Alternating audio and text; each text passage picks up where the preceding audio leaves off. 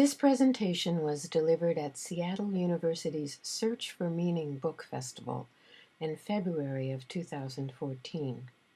I'm Diane Walker, the author of Illuminating the Mystery, and I'm speaking today on the topic of creativity as gnosis, an artist's response to the Gospel of Thomas. So what is gnosis? In Greek, the word gnosis means knowledge, but it refers to a particular kind of knowledge, not the rational, logical knowledge that can be taught, studied, and learned, but rather the kind of knowledge that is obtained by personal experience or from interior comprehension. As the Free Dictionary puts it, gnosis is the intuitive apprehension of spiritual truth. So Thomas, as a Gnostic gospel, is about the direct and personal apprehension of spiritual truth. And what I've learned working with Thomas is that one way to access that truth is through the medium of creativity, which is how this book came to be. The Gospel of Thomas is divided into 114 verses, or logia. The word logion comes from the Greek word logos, meaning word, and means a saying attributed to Jesus. The sayings in Thomas deal primarily with aspects of the journey of faith, and we are warned right up front in Logion 2 that the journey can be, well, complicated. Logion 2 of the Gospel of Thomas reads like this. Yeshua says, if you are searching, you must not stop until you find. When you find, however, you will become troubled. Your confusion will give way to wonder. In wonder you will reign over all things. Your sovereignty will be your rest. The first time I heard this verse, I was on a centering prayer retreat with Cynthia Bourgeot, and to help myself remember her explanation of this logion, I wrote a poem. Looking for answers. Don't rest till they're found, but don't expect certainty or even clarity. Just trust that the mystery will guide you to wonder, and know that your wondering will raise you up into light. There you will find peace. And that's the promise of Thomas. If you think you're on a spiritual path, things probably won't go as planned, but if you stay with it, it'll all come right in the end. I began trying centering prayer in 2002, but I wasn't having a lot of success with it until around the end of 2005, when I happened to purchase a copy of Marcus Borg's book on the parallel sayings of Jesus and Buddha. I loved the layout and design of the book and decided as an exercise to start putting together similar pieces based on the daily readings in the Episcopal lectionary. Though I was having trouble meditating, I could at least spend time in a sort of artistic lectio divina. As a photographer, I had thousands of images in my files, so the act of sorting through those images and finding ones that somehow reflected the Bible passages became a way of connecting with those passages more deeply. Initially, I was just putting scriptural quotes on the images, but after a while I began writing brief reflections on the photos. This picture, for example, which was taken on a beach in the San Juan, seemed to me to be the perfect image for John 3:16. But after staring at it for a while, I found myself writing this poem. Picture your dearest possession, then imagine giving it up. This is what I have done for you. I have sacrificed that which I hold most precious, so that you may live a life which expands beyond the boundaries of time. Treasure that gift, my child, and live the life I call you to live. And it felt, as I wrote, like God was speaking through me. I'm not saying that's what it was, only that that's what it felt like. I wasn't making up the words. I was more a conduit through which the words poured onto the page. And this time, the words seemed to be triggered by the image. So I began making that part of my daily practice, reading the lectionary, sorting through images to see what jumped out at me, and then responding to the image in verse. When I'd been doing that for a while, I realized the verses had themes, and that those themes might be made into an alphabet. So I modified some and added others, and over time those meditations resulted in a traveling art exhibit called the Contemplative Photographer's Alphabet, which has been displayed in several cathedrals and churches around the country, including St. Mark's, the Episcopal Cathedral in Seattle, which is where this photo was taken. Because many of the people who saw the exhibit wanted to take the images and poems home with them to ponder, I turned the exhibit into a book, which I spoke about here at the Search for Meaning Book Festival 2 years ago. In the spring of 2006, I attended my third centering prayer retreat, at which Cynthia introduced us to In Trouble and in Wonder, Lynn Bauman's study guide on the Gospel of Thomas. I'd never read the Gospel of Thomas before, but when I saw it through the eyes of Lynn and Cynthia, I was utterly captivated. So I went home and bought the study guide, and now the discipline I'd already started began to have a clearer purpose. I'd start each day with a logion from Thomas, read all the related bits in the study guide, find an image that seemed to somehow connect with the logion, and then develop a poem in response. It was a wonderful process, and I could feel my faith deepening as a result. But after a couple of months, I ran into a problem. My study guide only covered the first 43 logia in the Gospel, and there wasn't one for the rest of the verses. I tried moving forward without the study guide, but I immediately felt lost. So I went back to the beginning and studied the first 43 all over again. And as I re-examined them, I found I was beginning to have ideas of my own about what the individual logia might mean. There was one logion, number 35, that I thought could be seen from a perspective not described in the guide. It read as follows: Yeshua says you cannot take a strong man's house by force unless you first bind his hands and remove him. In his study guide, Bauman seemed to find this a rather startling sequel to Logion 34, which reads, Yeshua says, if the blind are leading the blind, they will topple together into a pit. But to me it seemed to follow naturally, and I felt a need to explain why. So I wrote up my thoughts, including this poem, and sent them to Cynthia. Here's the poem. Bind my hands that I might learn to touch you with my heart. Cover my ears that I might learn to listen with my heart. Blind my eyes that I might come to see you with my heart. Seal my lips that I might sing to you with all of my heart. And Cynthia wrote back, I think these are marvelous thoughts. Just write directly to Lynn. And she gave me both his email and his phone number. By now, having been through his study guide twice, I thought of Lynn Bauman as a sort of god, to be able to translate so many different languages, to have been exposed to wisdom words from so many faiths. It was almost beyond comprehension. So I could have kept my mouth shut. I could have waited in silence. But instead, I screwed up my courage and wrote to him. After all, if the idea of gnosis was true, then it was possible that my own intuition and experience might have something to offer.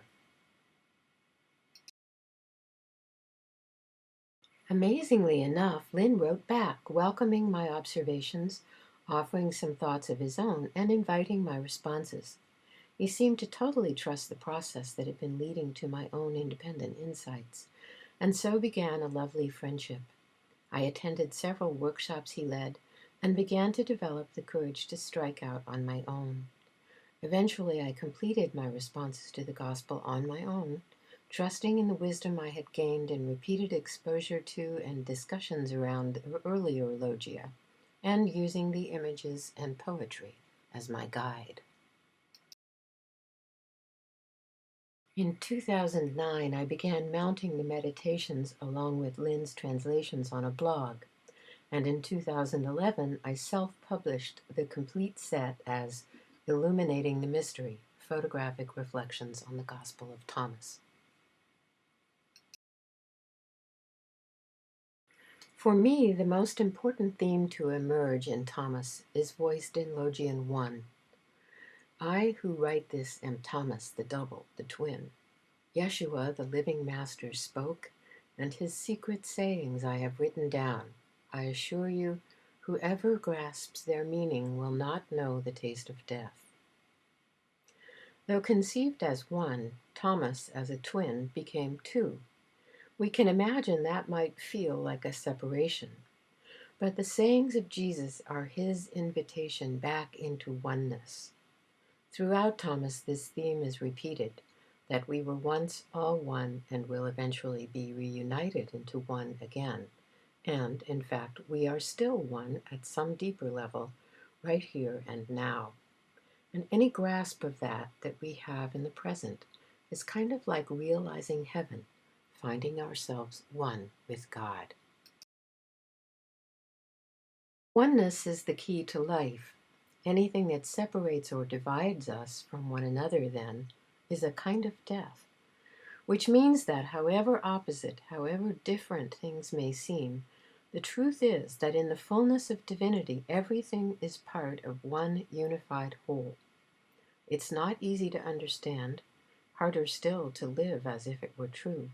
And yet, if we can even begin to imagine it, everything, the divisions, the boundary lines, the barriers, everything is softened, rather like the boundaries in this image. And so I wrote, "Be patient with the mystery. Rest at the intersection of knowing and not knowing, of past and future, of object and reflection, being and non-being, and listen. That delicate haze which arises in such presence, at the new dawn where beginning and ending meet, is prelude to all merging into one indivisible eternity." Which leads me to another primary theme of Thomas, the idea of presence, that the kingdom of God isn't somewhere else, it's right here and right now. This theme is introduced in Logian 3, in which Yeshua says, "If your spiritual guides say to you, 'Look, the divine realm is in the sky,' well, then the birds will get there ahead of you. If you say, 'It is in the sea,' then the fish will precede you. No. Divine reality exists inside and all around you. Only when you have come to know your true self will you be fully known, realizing at last that you are a child of the living one. If, however, you never come to know who you truly are, you are a poverty-stricken being, and it is yourself which lies impoverished." We keep thinking the answers are somewhere else, but in fact, Yeshua tells us, everything we seek is right here, right now, in this moment. And once you understand this, the rest of the logia in Thomas all seem to fall into place. They all deal with all the various things that either lead us into or pull us away from the journey, from oneness and from presence. And so I wrote this poem. There's no need to fly to heaven in search of the sacred scent, nor will a dive deep into the ocean guarantee a taste of the divine. That reality lives not just below the whisper of a fin or above the caress of a wing, but in every heart that beats, in every seed that dares to put out roots. No need to look elsewhere. What you seek is always here, floating on the waves and wind like light, piercing the sky, the ocean, the night, and my heart with the sweet, pure music of love. So in some ways you could say the key to Thomas is fully contained in its first three logia. We start out as one, heading to one, that's Logian 1. The journey from one to one is complex, difficult, confusing, and surprising, but extremely rewarding. That's Logian 2, the one we started with. And the way you get there is by being fully here. Logian 3. So how can we be more present? Thomas tells us the most important spiritual practice is simply making time to breathe, to rest in the divine, to get away from the world. Here's Logian 27, in which Yeshua says, "If you do not fast from the cosmos, you will never grasp reality. If you cannot find rest on the day of rest, you will never feast your eyes on God." And so my poem reads, "Out in the world I drown in expectations, trip over inconsistencies, and watch my own feet scanning for landmines. Here, grounded in light, rooted in my own imperfect body, I gaze upon the mountain, hear the gull's shrill cry, luxuriate in the scent of salt air and pines. Breathe, rest, and know the divine balance within." But what about all the rules? Shouldn't there be more to spiritual practice than just breathing? In Logian 6, Yeshua's students ask him, "Do you want us to fast? How shall we pray? Should we give offerings? From what foods must we abstain?" Yeshua answered, "Stop lying. Do not do what you hate, because everything here lies open before heaven. Nothing hidden will remain secret, for the veil will be stripped away from what lies concealed behind it." Here was my response. This halo isn't heavy after all. No burden of fasting or prayers, no rules for what to give or how to eat have brought me to this hallowed ground. Honestly, I only had to feel the sadness in the world, this ache, not in my head, but in my heart. Once felt, could I consign another to a task they would despise? Then why not love myself at least as much? Watch tenderly, speak truthfully, and now from this perspective all is clear. In Logian 67, Yeshua says, "If you come to know all and yet you yourself are lacking, you have missed everything." And so I wrote, "I see that you have clothed yourself in all manner of righteousness, that you read all the right books and say all the right things, that you know exactly what appearances to cultivate to look as if you belong in my court. This knowledge you have is useless if you yourself are empty of compassion, of gratitude, of tenderness and forgiveness. I'm not interested in seeing what you know. I'm interested in seeing how you love." But I'm only one person, you might say. What difference can my love make? Logian 96 offers an answer. In it, Yeshua talks about the expansive power of love. The Father's realm can be compared to a woman who takes a tiny bit of yeast, folds it into dough, and makes great loaves of bread out of it. Whoever has ears for this, listen. And I wrote, "From a drop of rain an ocean will emerge. From one small seed an entire vineyard grows. From a grain of yeast generations will be fed with the risen bread."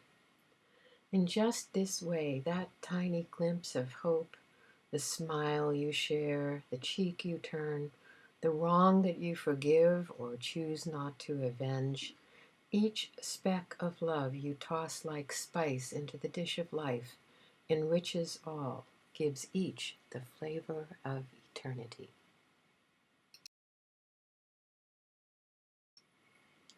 Logian 13 tells us why our efforts have so much power, because God is working through us.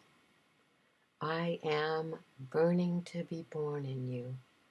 I am the power rising up in you. I am that which transforms the burning, the fury, and the pain into a waterfall of love." And Logian 73 reminds us it's never too late to start on the path. I have provided so much light for you to drink. Why are you not sipping from this radiance? Have you not learned that the color and flavor are richest when the shadows are longest? It's time. Time to gather these last rays of light and carry them into the darkness. Raise your glass with me, and I will fill it with stars. This is one of my favorites, based on Logian 41. I, I who have nothing, beg of you, fill this cup. I who have everything, beg of you, empty me, that I may be truly filled. And this one, based on Logian 101, encapsulates the quintessential challenge of the spiritual path, that whole call to be in the world but not of the world, the need to let go of our worldly attachments while at the same time knowing it's our daily life and those very attachments that can teach us everything we need to know. Only in growth and separation will we come to understand both loss and unity, and learn beyond all knowing that the bonds we feel with those whom we love in truth are tender icons of the larger, greater source that birthed and nurtured every one of us, a presence that still offers reassurance if only we take the time to close our eyes and grasp what's here, what's now. My time now is up, but I wanted to leave you with one last poem that to me perfectly captures the cyclical nature of that journey described back at the beginning in Logian 2.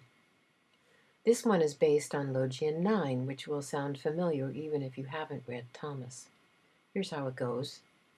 Yeshua says a farmer went out to plant, scattering seed everywhere. Some fell on the surface of the road. Birds came and ate it. Other seeds fell on rocky ground and could not take root in the earth or send grain heavenward, and so never germinated. Still other seed fell among weeds and brambles, which choked it out, and insects devoured it. Some, however, fell onto fertile soil, which produced fruit of high quality, yielding as much as 60 and 120%. And my poem reads, just when I think I'm almost there, the path turns back, and I am forced to see again how far I've grown from you, how shallow my roots, how high the weeds, how thick these thorns have grown around your head. Yet still you bloom and cast your seeds from the center of my being, laying clues along the trail so I may find my way back home to you. And with that we say, Amen. Thank you very much for taking the time to listen.